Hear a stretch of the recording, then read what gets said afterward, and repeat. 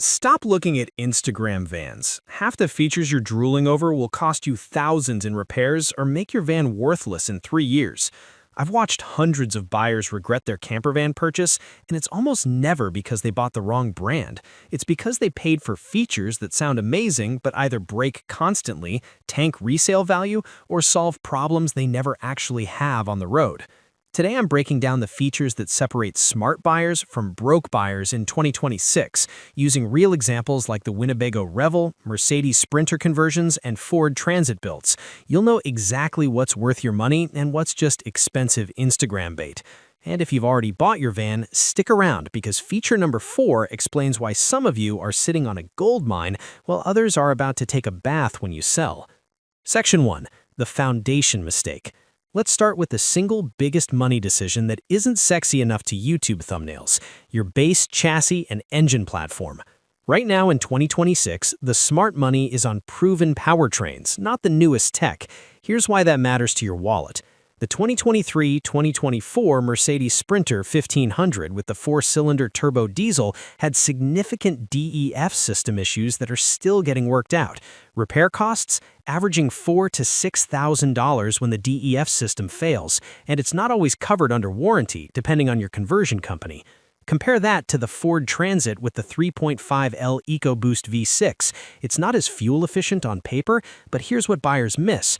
Parts availability is exponentially better. Any mechanic in rural America can work on it, and the resale market is hungry for them because fleet managers trust them. The Ram ProMaster looks cheap up front, and that low floor height is genuinely useful, but talk to anyone who's owned one past 80,000 miles. Front-wheel drive vans eat transmissions when you're carrying camper weight, especially if you're towing.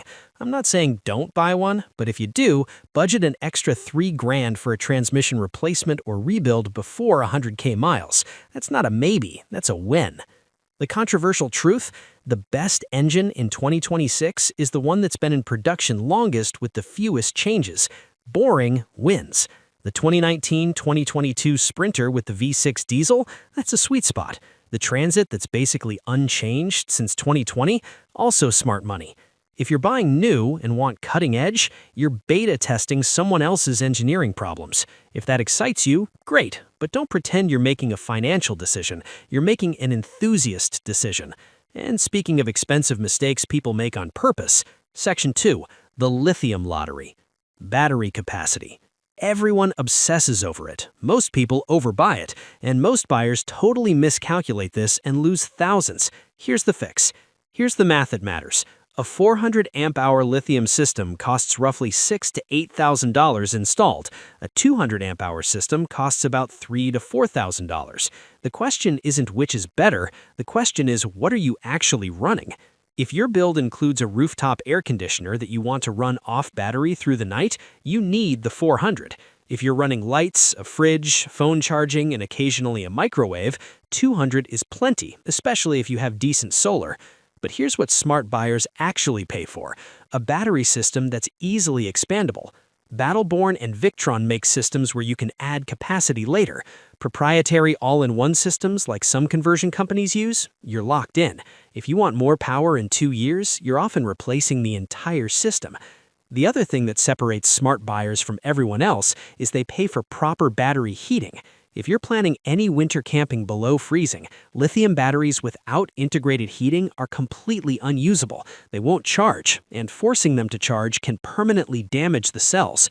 A good battery management system with low temperature cutoff is non-negotiable, and heating pads or self-heating batteries are worth every penny if you're in Colorado, Montana, or anywhere in Canada. One more thing, solar panels are cheap now. The charge controller and installation matter more than panel wattage. I see people bragging about 800 watts on the roof with a cheap PWM controller that's wasting 30% of that energy. A good MPPT controller costs a few hundred more and actually uses the power you're generating. So here's the smart play. Start with 200 to 300 amp hours of quality lithium with a good BMS, add 400 to 600 watts of solar with a proper MPPT controller, and make sure your system can expand. You'll save $4,000 up front, and you can always add more later if you actually need it. Now let's talk about the feature that sounds boring but literally determines whether you can camp where you want. The water capacity versus reality. Fresh water tank size is where I see the biggest gap between what people think they need and what they actually use. The Class B vans like the Winnebago Revel come with 21 gallons of fresh water. The Road Trek Zion has 23 gallons. People see those numbers and panic. That's not enough. Then they pay extra for custom builds with 40 or 50-gallon tanks. Reality, two people using water conservatively can stretch 20 gallons for 4 to 5 days. That includes cooking, dishes, quick showers, and drinking water. The problem isn't capacity, it's behavior and systems. What smart buyers actually pay for is a good water filtration system that lets them refill anywhere. A Berkey filter or a quality inline filter means every gas station, campground, or friend's house becomes a refill station. Suddenly, that 21-gallon tank gives you unlimited range because you're never more than a day from safe water. The expensive mistake? Huge water tanks that you're carrying around 90% empty, killing your fuel economy and taking up storage space. Water weighs 8.3 pounds per gallon. Carrying an extra 30 gallons you don't need is 250 pounds of dead weight. Gray water is even more misunderstood and often ignored by buyers completely. Your gray tank should be roughly equal to your fresh tank, maybe slightly larger. If you have 40 gallons of fresh water and only 20 gallons of gray capacity, you physically cannot use all your fresh water before you need to dump. It's bad math. The truly smart feature to pay for is a cassette toilet or composting toilet instead of a blackwater system. Winnebago Revel uses a cassette toilet. You can dump it in any public restroom. No black tank, no dump station stress, no holding tank sensors that lie to you. If I'm building or buying today, I'm avoiding blackwater systems completely unless I'm going to a full Class C motorhome. But here's the feature that's causing fights in the resale market right now: the insulation war. Insulation quality in 2026 has become the dividing line between vans that hold value and vans that become unsellable. Ignore this and you'll regret it the moment you try to sell. 3 years ago, people barely asked about it. Now it's the second question after what's the mileage? And here's why. Energy costs went up, campground rates went up, and people realized that a poorly insulated van means you're either running your engine for heat, burning through propane, or draining your battery with electric heat. Spray foam insulation is the gold standard, but not all spray foam is equal. Closed-cell spray foam has an R value of about 6 to 7 per inch. It acts as a vapor barrier. Open-cell spray foam has an R value of 3.5 per inch, and it can absorb moisture if your vapor barrier fails. Every professional builder worth their salt uses closed-cell. But here's what's controversial. Some of the best insulated vans aren't using spray foam at all. Havelock wool insulation is showing up in high-end builds, and it's legitimately better in some ways. It manages moisture naturally, it has excellent sound deadening, and it doesn't off-gas. The downside, it costs about 30 to 40% more than spray foam and requires skilled installation. Sheep wool, Thinsulate, and even cork are being used by custom builders, and the resale market is starting to reward them. I sold a van last year, and 2 buyers specifically asked if it had natural insulation. They were willing to pay more for it. Here's the feature smart buyers check: thermal bridging. Cheap builds just spray foam between the ribs and call it done. The metal ribs conduct temperature straight through. Better builds use thermal breaks or additional layers to prevent this. Feel the walls on a cold day. If the metal ribs feel dramatically colder than the spaces between them, it's a poorly insulated van. Floor insulation is the most overlooked area. Heat rises, but cold radiates up through metal floors like crazy.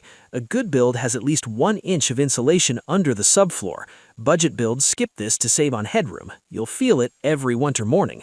If you're buying used and the seller can't tell you exactly what insulation was used and how it was installed, assume it's minimal and factor that into your offer.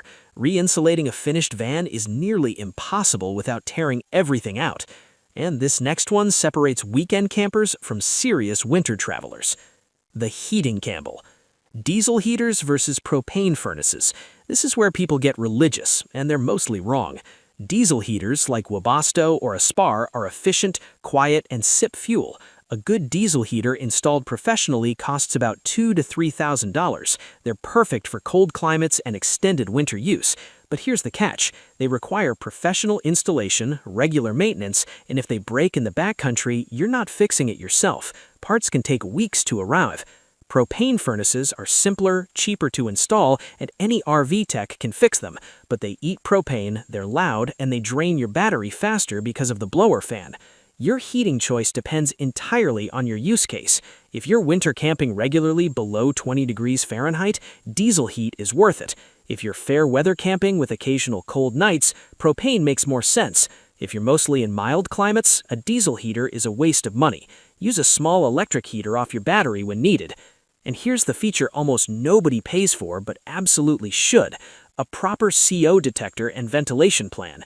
People die in vans from carbon monoxide poisoning, and it's usually from poor ventilation, not faulty heaters. A MaxxAir fan that runs while you sleep is cheap insurance. And here's the unspoken truth about heating: insulation matters 10 times more than your heating choice. I've winter camped in a well-insulated Sprinter with just a small propane heater and been comfortable at 10 degrees. I've also frozen in a poorly insulated Transit with a diesel heater running all night. Now here's the part that'll make DIY builders angry. Section 6. Controversial Truth. The most valuable feature you can pay for in 2026 isn't a feature at all. It's factory warranty coverage. Custom builds are amazing. I love them. But when you convert a cargo van yourself or pay a small shop to do it, your base vehicle warranty often becomes complicated or void for anything related to the conversion. The electrical system fails. Ford might say it's because of your aftermarket wiring. Suspension problem. Ram might blame your build weight. The Winnebago Revel, Airstream Interstate, Coachman Galeria, these factory-backed conversions come with comprehensive warranties that cover the entire vehicle, including the conversion. Yes, you pay a premium. Yes, you get fewer custom options. But when something breaks 800 miles from home, you're calling a warranty line, not emptying your emergency fund. I know people who saved $30,000 doing a DIY Sprinter build. I also know 3 of them who've spent $12,000 to $15,000 in repairs in the first 2 years because something wasn't installed correctly or they voided their powertrain warranty. If you're handy, have time, and genuinely enjoy troubleshooting, build it yourself. If you're retired, want reliability, and plan to travel extensively, the warranty alone justifies buying factory. So here's who should buy what. If you're full-timing or planning serious winter use, pay for proven powertrains, quality insulation, diesel heat, and expandable electrical. Don't cheap out on the foundation. If you're weekend warriors or fair weather travelers, skip the expensive heating. Minimize your water system and focus on a reliable base vehicle with good resale value. You don't need the Instagram build. If you're retired and want comfort with zero stress, buy a factory conversion with a warranty. Even though you're paying a premium, your time and peace of mind are worth more than saving money on a custom build. The vans that are appreciating or holding value right now aren't the ones with the most expensive features. They're the ones with thoughtful, reliable features that match how people actually use them. Every dollar you spend should either increase your actual comfort or protect your resale value. Everything else is ego. Drop a comment and tell me which feature you think is the biggest waste of money in camper vans. I'll reply to the most controversial take. I guarantee half of you will disagree with each other, and I'm here for it.